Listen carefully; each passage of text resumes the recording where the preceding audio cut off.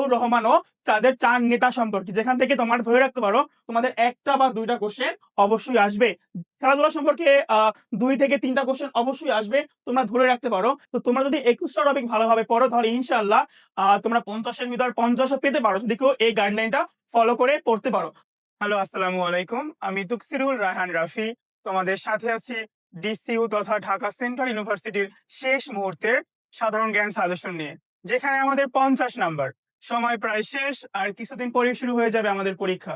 তো এতদিন আমরা অনেক পড়েছি, শেষ মুহূর্তে কি পড়বো, কি রিভাইজ করব, সবকিছু নিয়ে হচ্ছে আজকে আমাদের একটা ফাইনাল সাজেশন, যেগুলো পড়লে আমরা ইনশাআল্লাহ জিকে অংশে 50-এ 50 ক্যারি করতে পারবো। তো চলো দেখে আসি আজকে আমরা তোমার জন্য বা তোমাদের জন্য কি কি টপিক রেডি করে এসেছি। দেখো, আমাদের আজকে কি প্রথম টপিক হচ্ছে ক্ষুদ্র নৃগোষ্ঠী ও উপজাতি। ক্ষুদ্র নৃগোষ্ঠী ও উপজাতি হচ্ছে আমাদের জিকের জন্য সব থেকে গুরুত্বপূর্ণ একটা টপিক, যেখান থেকে প্রতি বছর ডিসিইউ তথা বিভিন্ন ইউনিভার্সিটিতে তোমার প্রশ্ন আসে এবং আসবে 1 থেকে 2টা। তো কি কি পড়বো এখান থেকে আমরা আমরা পড়বো তাদের ধর্ম, সংস্কৃতি, ভাষা এবং তাদের প্রধান উৎসব, যেমন কি কি আছে বৈশাখী, বিজু, সাংরাই। তো আজকে আমরা এখান থেকে পড়বো জাস্ট এই 3টা জিনিস, ক্ষুদ্র নৃগোষ্ঠীদের ধর্ম, সংস্কৃতি, ভাষা এবং তাদের যে প্রধান উৎসবগুলো আছে সেই প্রধান উৎসবগুলো আমরা পড়ে নিব। এরপরে দেখো আমাদের কি আছে, নদ নদী। ভেরি ভেরি ইম্পর্টেন্ট টপিক হচ্ছে বাংলাদেশের নদ নদী। কি কি কিভাবে কোশ্চেন আসতে পারে, নদ নদীর উৎসব, উৎসমুখ ও মিলনস্থল এবং বাংলাদেশের বৃহত্তম ও দীর্ঘতম নদীগুলো সম্পর্কে আমাদের একটা স্বচ্ছ ধারণা রাখতে হবে, তাই না? সো এখান থেকে আমরা কি পড়বো, নদ নদীর উৎসস্থল কোথায়, কোন নদী কোথায় গিয়ে মিলিত হয়েছে এবং কোনটা বৃহত্তম নদী, কোনটা দীর্ঘতম নদী, এই সম্পর্কে আমরা সবাই একটা স্বচ্ছ ধারণা রাখবো। এরপরে কি আছে দেখো, এরপরে আছে প্রাচীন বাংলার ইতিহাস। যারা মানবিকে পড়ো তারা জানো ইতিহাস কত বড় একটা হিউজ সিলেবাস। শেষ মুহূর্তে আমাদের সেই সম্পূর্ণ ইতিহাস পড়া আসলেই সম্ভব না। শেষ মুহূর্তে আমরা কি কি পড়বো, আমরা পড়বো প্রাচীন আমল ও সুলতানি আমল, 12 ভূঁইয়া ও ব্রিটিশ শাসন আমল। এরপরে পড়বো আমরা স্বাধিকার আন্দোলন ও পাকিস্তানি আমল। সো আমরা এই আমাদের বৃহৎ হিস্ট্রি সিলেবাসটাকে জাস্ট 3টা খণ্ডে নিয়ে এসেছি। একটা হচ্ছে কি প্রাচীন আমল ও সুলতানি আমল, আর একটা হচ্ছে কি 12 ভূঁইয়াদের ইতিহাস, তাদের শাসন আমল কেমন ছিল সেগুলো। এরপরে আছে আমাদের ব্রিটিশ শাসন আমল এবং স্বাধিকার আন্দোলন ও পাকিস্তানি আমল। জাস্ট এই 3 থেকে 4টা টপিক আমরা পড়বো ইতিহাস অংশ থেকে। এরপরে আছে আমাদের মহাদেশ পরিচিতি, যেটাকে আমরা আইআরও বলতে পারি।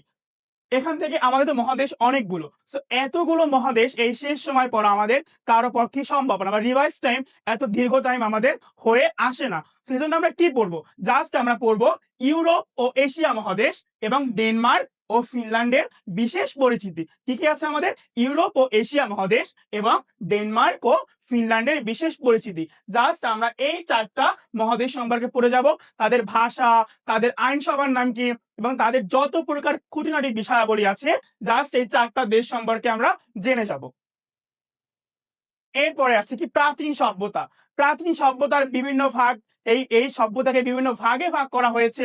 কি কি আছে আমাদের, মায়া সভ্যতা, ইনকা সভ্যতা, সিন্ধু সভ্যতা, গ্রিক সভ্যতা, রোমান সভ্যতা ও মিশরীয় সভ্যতা। তো এছাড়া আরো অনেক অনেক সভ্যতা আছে, কিন্তু আমাদের শেষ মুহূর্তের অ্যাডমিশনের জন্য গুরুত্বপূর্ণ হচ্ছে মায়া সভ্যতা, ইনকা সভ্যতা, সিন্ধু সভ্যতা, গ্রিক সভ্যতা এবং রোমান ও মিশরীয় সভ্যতা।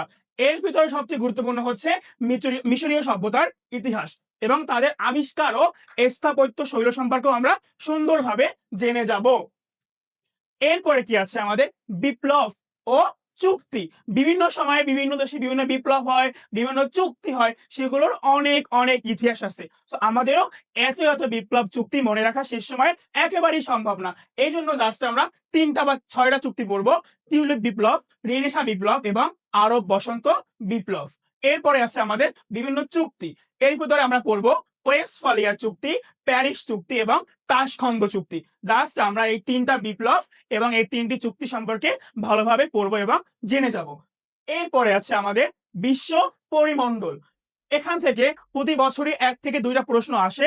প্রথম কি আছে, নোবেল পুরস্কার সাম্প্রতিক ও ঐতিহাসিক। নোবেল পুরস্কার প্রতি বছরই কেউ না কেউ কোনো না কোনো বিষয়ে পেয়ে থাকে, এটা আমরা সবাই জানি। সেই নোবেল পুরস্কার যখন থেকে দেওয়া, এটা আমি এভাবে পড়বো যে কখন থেকে নোবেল পুরস্কার দেওয়া শুরু হয়েছে, কত সালে দেওয়া হয়েছে, কে প্রথম নোবেল পুরস্কার পেয়েছে, প্রথম কোন বিষয়ে নোবেল পুরস্কার দেওয়া হয়েছে, সেগুলো আমরা জানবো। এবং আমরা এটাও জানবো যে সাম্প্রতিক কারা কারা নোবেল পুরস্কার পাচ্ছে, কে কে কোন বিষয়ে নোবেল পুরস্কার পাচ্ছে এবং কাকে কাকে কোন বিষয়ে নোবেল পুরস্কার দেওয়া হচ্ছে বা কোন কোন খাতে। এরপরে আছে ভেরি ভেরি ইম্পর্টেন্ট বিভিন্ন দেশের মুদ্রা, রাজনীতি এবং আইনসভা। এখান থেকেও আমাদের 2 থেকে একটা প্রশ্ন আসবেই, মুদ্রা, রাজধানী এবং আইনসভা। এরপরে জানবো আমরা সংবিধান। সংবিধান আমাদের জিকের জন্য খুবই গুরুত্বপূর্ণ একটা টপিক। সংবিধান বিভিন্ন সময় পরিবর্তন হয়, নতুন কিছু যোগ হয়, আবার কিছু বিয়োজন হয়, এগুলোই হয়ে থাকে। এবং দেখো এখানে আমি কি দিয়েছি, এত কিছু আমার জানার দরকার নাই, আমরা শুধু পড়ে যাব সংবিধানের যে গুরুত্বপূর্ণ অনুচ্ছেদ আছে, কোন সংবিধান অনুচ্ছেদে কি বলা হয়েছে, কখন কি বলছে এবং কত নম্বর ধারা। সো আমরা সংবিধান থেকে পড়বো সংবিধানের অনুচ্ছেদ এবং ধারা, ব্যাস এই দুইটা জিনিস আমরা পড়ে যাব। এরপরে দেখো কি আছে আমাদের চলচ্চিত্র জগৎ। চলচ্চিত্র থেকে আমরা কি পড়বো, বাংলাদেশ ও বিশ্বের কালজয়ী সিনেমা এবং পরিচালকদের নাম। সো আমরা এখানে 2 দেশের সিনেমা বা ড্রামাটিক সম্পর্কে জানবো, বাংলাদেশ এবং বাংলাদেশের বাইরে 2 দেশ, সব জায়গা সম্পর্কে আমরা জেনে যাব। এরপর আছে কি দেখো আমাদের শিল্পকলা। শিল্পকলা খুবই গুরুত্বপূর্ণ, বিভিন্ন চিত্রকর্ম দিয়ে বলবে যে এই চিত্রকর্মটা কার তৈরি, ধান খেতে কাক, এটি কার তৈরি, 3 কন্যা, নাইওর, এইসব শিল্পকর্মের চলচ্চিত্রকার কে, এগুলো কার তৈরি বা কার অবদান। সো এইগুলো তো অনেক অনেক শিল্পকলা বা অনেক অনেক চিত্রশিল্পীদের নাম আছে। এতজন চিত্রশিল্পীদের নাম এই শেষ মুহূর্তে আমাদের মনে রাখা একটু টাফ হয়ে যেতে পারে। এই জন্য জাস্ট আমরা জেনে যাব 2 জনের নাম, জয়নুল আবেদিন এবং কামরুল হাসান। এই 2 জন চিত্রশিল্পীর নাম, তাদের চিত্রকর্ম এবং তাদের সম্পর্কে খুঁটিনাটি সমস্ত বিস্তারিত জাস্ট আমরা জেনে যাব। এরপর দেখো কি আছে আমাদের অর্থনীতি। যেহেতু আমাদের এখানে মৌলিক জিকে বলে একটা পার্ট বা টপিক আছে, সো এখান থেকে কিন্তু আমাদের অর্থনীতি সম্পর্কেও জেনে যেতে হবে। বাংলাদেশের অর্থনৈতিক ব্যবস্থা এবং বাংলাদেশ ছাড়াও কোন দেশের অর্থনৈতিক ব্যবস্থা কেমন, কোন খাতের অবস্থা কেমন, কোন খাতের উৎস কি, এই সবগুলো আমাদের জেনে যেতে হবে। এরপরে আছে কি দেখো জাতীয় চার নেতা বা নেতৃত্ব যদি আমি বলি, এখান থেকে আমরা জেনে যাব জিয়াউর রহমান ও তাদের চার নেতা সম্পর্কে, যেখান থেকে তোমার ধরে রাখতে পারো তোমাদের একটা বা দুইটা কোশ্চেন অবশ্যই আসবে, জিয়াউর রহমান ও চার নেতা সম্পর্কে আমরা জেনে যাব। এরপরে আমরা ভূগোল ও পরিবেশ। এই জন্য আমার সম্পূর্ণ ভূগোল বই পড়তে হবে না, জাস্ট আমরা এই সম্পর্কে বেসিক ধারণা নিয়ে যাব, বাংলাদেশের ভৌগোলিক অবস্থান এবং সীমানা, এইটুকু আমরা জেনে যাবো ভূগোল ও পরিবেশ থেকে। এরপরে আছে কি আমাদের প্রকৃতি ও পরিবেশ, যেখান থেকে আমরা পড়বো কি বিভিন্ন পাহাড় ও উপত্যকা সম্পর্কে জেনে যাব। এবং কি আরো পড়বো আমরা প্রকৃতি বিষয়ক কপ সম্মেলন এবং যে গুরুত্বপূর্ণ যে প্রোটোকল গুলো আছে সেগুলো আমরা জেনে যাব। আর তার পাশাপাশি আমরা পড়ে যাবো হেল্পলাইন নাম্বার। এই যে বিভিন্ন হেল্পলাইন যে নাম্বার গুলো আছে, যেগুলোতে আমরা এমার্জেন্সি প্রয়োজনে কল দিয়ে থাকি, সেগুলো সম্পর্কে আমরা কম বেশি ধারণা নিয়ে যাব। এরপর আছে কি বিজ্ঞান ও সংবাদ। মৌলিক জিকে থেকে এই অংশ থেকে 2 থেকে 3টা প্রশ্ন আসবে। আর বিজ্ঞান থেকে কি পড়বো আমরা, সাধারণ বিজ্ঞানগুলো শুধু পড়বো আমরা, ভাইরাস এবং ব্যাকটেরিয়া সম্পর্কে আমরা জেনে যাব জিকের জন্য, ভাইরাস ও ব্যাকটেরিয়া। এরপরে আমরা পড়বো সংবাদপত্র, বিশ্বের শীর্ষ স্থানীয় যে সংবাদপত্র সমূহ আছে সেগুলো আমরা সুন্দরভাবে জেনে যাব। এরপর আমরা স্পোর্টস বা খেলাধুলা। খেলাধুলা সম্পর্কে 2 থেকে 3টা কোশ্চেন অবশ্যই আসবে, তোমরা ধরে রাখতে পারো। এবং খেলাধুলা সম্পর্কে আমরা প্রাচীন খেলাধুলার ইতিহাসও জানবো, আর বর্তমানে যে সাম্প্রতিক যে নিউজ গুলো হচ্ছে সেগুলো আমরা জেনে যাব।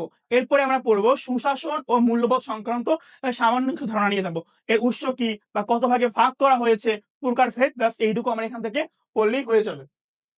সো এই ছিল হচ্ছে আজকের আমার মাত্র 21টা টপিক, যেখানে 50টা কোশ্চেন হয়, সেখান থেকে আমি তোমাদের জন্য মাত্র 21টা টপিক নিয়ে আসছি। তো তোমরা যদি 21টা টপিক ভালোভাবে পড়ো, তাহলে ইনশাআল্লাহ তোমরা 50-এর ভিতর 50ও পেতে পারো, যদি কেউ এই গাইডলাইনটা ফলো করে পড়তে পারো। আর লাস্টে দেখো জাস্ট সবাই এটা তোমরা স্ক্রিনশট দিয়ে রাখতে পারো। 21টা টপিকটি এখানে হচ্ছে সুন্দরভাবে স্লাইড আকারে দেওয়া আছে।